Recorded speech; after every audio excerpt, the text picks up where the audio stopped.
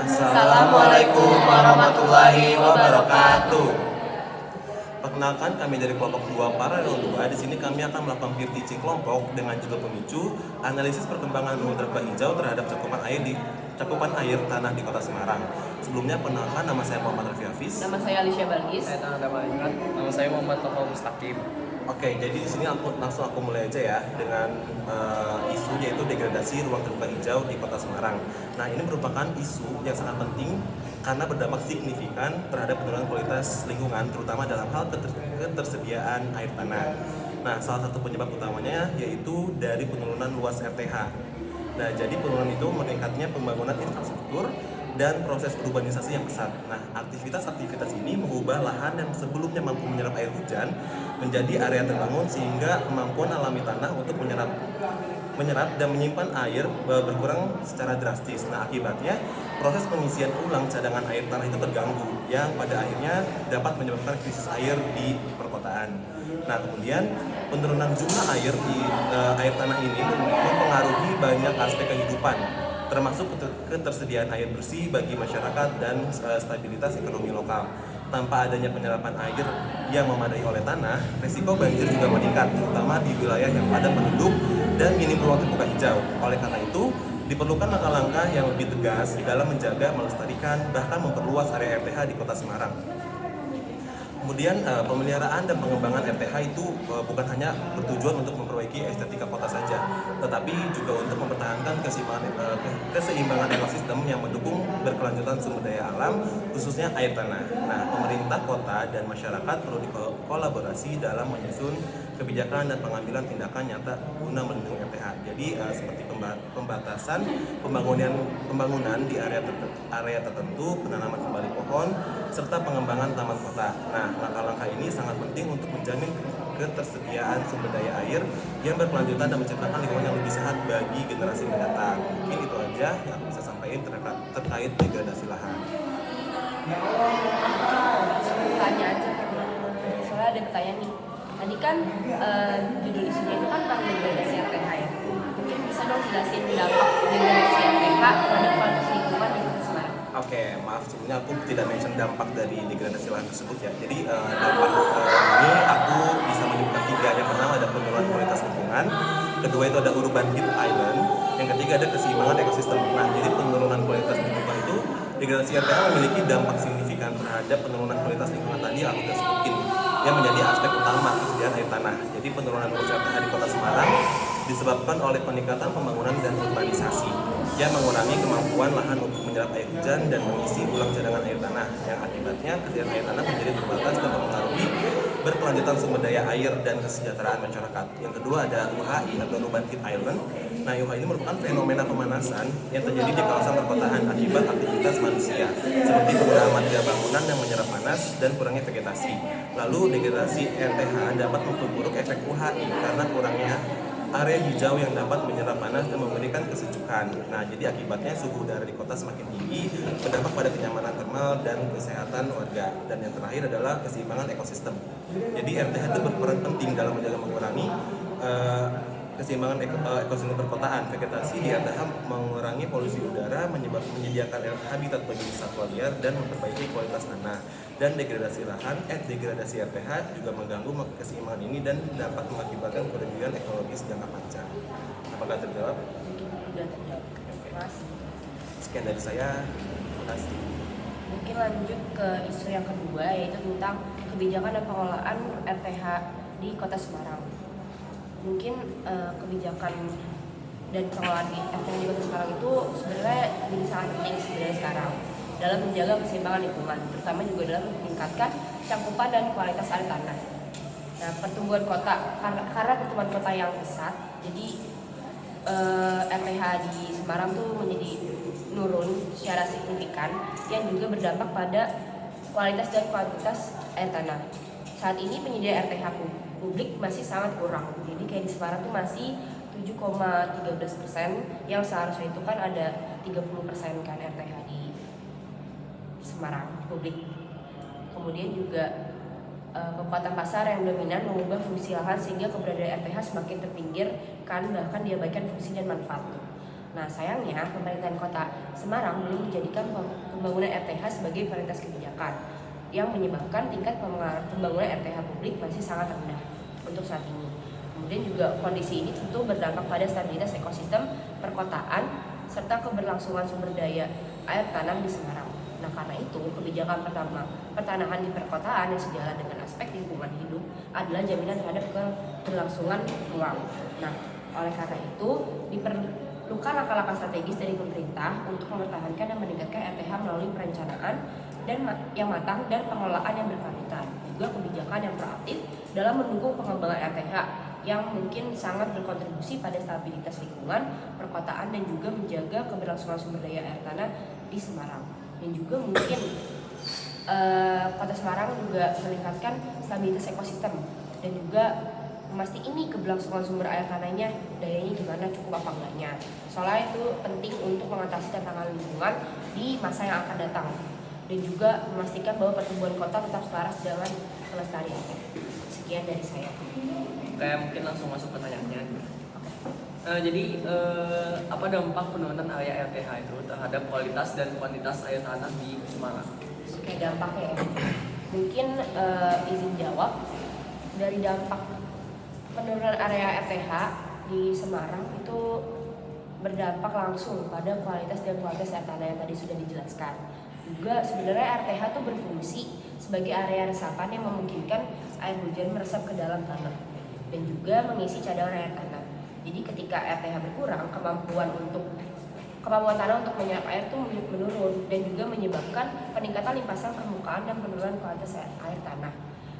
Yang selain itu juga berkurangnya RTH memperburuk kualitas air tanah karena vegetasinya kan yang awal itu berfungsi sebagai penyaring alami polutan yang kemudian jadi mencemari air tanah karena tadi berkurang. Juga dampak ini tuh beresiko yang menyebabkan pengurangan air yang bersih, juga penurunan muka tanah dan peningkatan risiko bencana ya seperti misalnya banjir. Nah, mungkin sarannya itu tuh pengelolaan yang bijak dari pemerintah dan juga RTH yang tersisa sangat penting untuk menjaga keseimbangan lingkungan dan juga keberlangsungan sumber air tanah di sana. Mungkin sekian apa kata Mbak? Oke. Mungkin langsung aja ke materi selanjutnya dengan judul kesadaran dan partisipasi masyarakat dalam pengelolaan RTH. Penurunan area RTH di Kota Semarang itu disebabkan oleh berbagai faktor, termasuk alih fungsi lahan untuk perumahan, industri, dan infrastruktur. Nah, hal ini itu mengurangi area resapan air yang seharusnya berfungsi untuk mengisi kembali cadangan air tanah.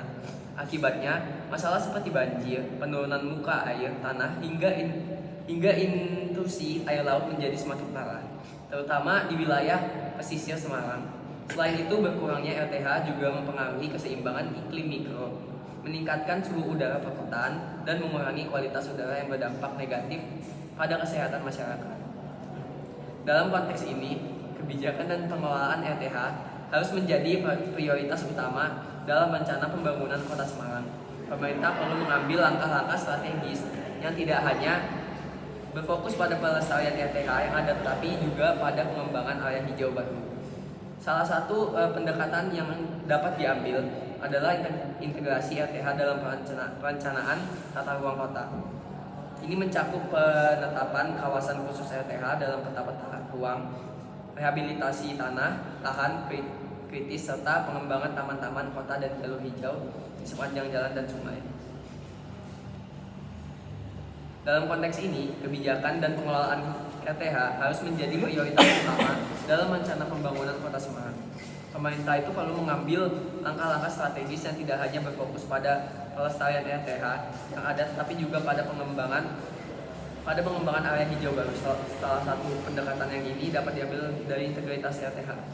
Selain itu, pemerintah perlu mempromosikan konsep pembangunan berkelanjutan yang menggabungkan elemen-elemen RTH ke dalam proyek-proyek infrastruktur, misalnya pembangunan gedung-gedung tinggi dan kawasan perumahan.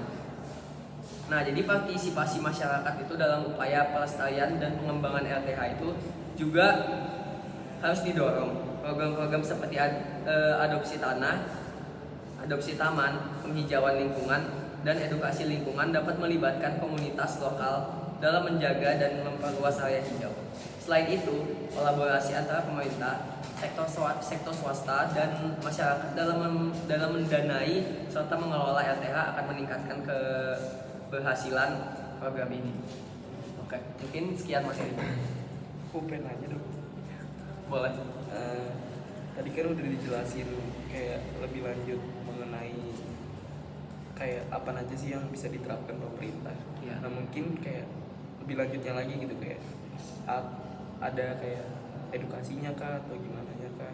Terus bagaimana dampaknya terhadap keberlanjutan lingkungan di daerah perkotaan? Mungkin strategi efektifnya yang dapat diterapkan pemerintah itu mencakup pendekatan edukasi yang berkelanjutan seperti kampanye lingkungan dan program pendidikan sejak dini di sekolah-sekolah.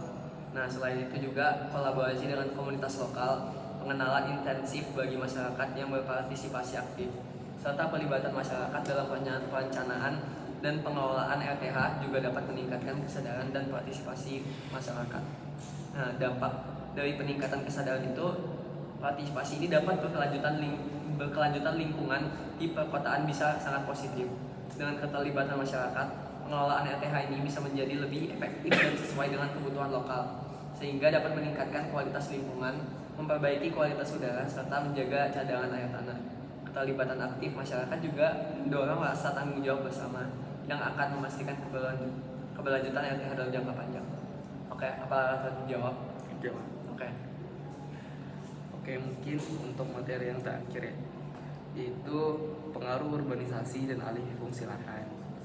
Oke, mungkin aku jelasin dulu urbanisasi itu apa. Urbanisasi merupakan proses menjadi kota atau dikenal dengan urbanize. Pengertian lain menurut Ensiklopedia Nasional Indonesia, urbanisasi adalah proses kenaikan proporsi jumlah penduduk yang tinggi di kota. Jika mengambil dari kedua pengertian tersebut, urbanisasi merupakan proses pengkotaan yang ditandai dengan bertambahnya proporsi jumlah penduduk kota. Ada beberapa penyebab terjadinya kenaikan proporsi jumlah penduduk kota, yaitu kayak gejala alami, yaitu kayak kelahiran, terus juga ada percepatan kemajuan ekonomi yang membuat perubahan dari desa ke kota sebagai contoh karena adanya kegiatan industri misalnya. Terus juga ada banyaknya penduduk yang berpindah dari desa ke kota atau dari rural ke urban, ataupun dari daerah perkotaan ke daerah perkotaan yang lebih besar lagi atau urban ke urban karena adanya faktor penarik di kota. Urbanisasi yang cepat di kota Semarang telah mendorong terjadinya alih fungsi lahan, khususnya dari lahan hijau dan pertanian menjadi kawasan pemukiman, industri, infrastruktur, dan lainnya. Alih fungsi lahan ini berdampak signifikan terhadap penurunan ruang terbuka hijau yang berfungsi sebagai kawasan resapan air. Akibatnya cakupan air tanah di kota ini menurun yang dapat memicu masalah lingkungan seperti penurunan kualitas air, kekeringan, dan juga banjir. Oleh karena itu, diperlukan upaya untuk mempertahankan dan memperluas ruang terbuka hijau guna menjaga keseimbangan ekologis serta cakupan air tanah di kota Semarang. Mungkin itu aja dari materi aku. Apakah ada yang ingin bertanya? Oke, mau tanya ya. Jadi kan bagaimana sih pengaruh si urbanisasi ini dan alih fungsi lahan itu terhadap RTH dalam jangka yang panjang. Nah, serta apa dampak sosial, ekonomi, dan lingkungan yang dapat terjadi jika degradasi RTH terus berlanjut tanpa intervensi kebijakan yang efektif. Oke, mungkin aku izin jawab. Urbanisasi dan alih fungsi lahan secara signifikan itu mengurangi luas ruang terbuka hijau yang berdampak pada penurunan kualitas lingkungan perkotaan dalam jangka panjang. Dengan semakin banyaknya lahan dialihfungsikan menjadi kawasan perumahan, industri, dan komersial, kapasitas tanah untuk menyerap air itu berkurang, yang berpotensi memperbesar risiko banjir, terus juga penurunan air tanah. Terus juga degradasi RTH juga dapat menyebabkan peningkatan suhu lokal atau urban heat island effect, berkurangnya keanekaragaman hayati dan juga polusi udara yang lebih tinggi. Kemudian dampak sosial yang mungkin terjadi termasuk menurunnya kualitas hidup warga perkotaan, khususnya terkait dengan kesehatan fisik dan mental karena berkurangnya akses terhadap ruang hijau. Secara ekonomi, degradasi RTH bisa menyebabkan kerugian besar akibat meningkatnya biaya penanggulangan bencana atau kayak misalnya banjir gitu-gitu. kemudian juga kesehatan masyarakat, dan juga penurunan daya tarik wilayah bagi investasi. Jika degradasi RTH dibiarkan berlanjut tanpa intervensi kebijakan yang efektif, kota-kota akan semakin rentan terhadap bencana lingkungan yang pada akhirnya mengganggu keberlanjutan sosial dan ekonomi perkotaan. Oleh karena itu, diperlukan perencanaan tata ruang yang berkelanjutan dan kebijakan konservasi RTH untuk mengatasi tantangan ini. Mungkin itu aja jawaban dari aku. Oke, makasih. Oke, Oke, baik. Sekian dari kelompok kami. Mohon maaf bila ada kesalahan. Wassalamualaikum Assalamualaikum warahmatullahi wabarakatuh.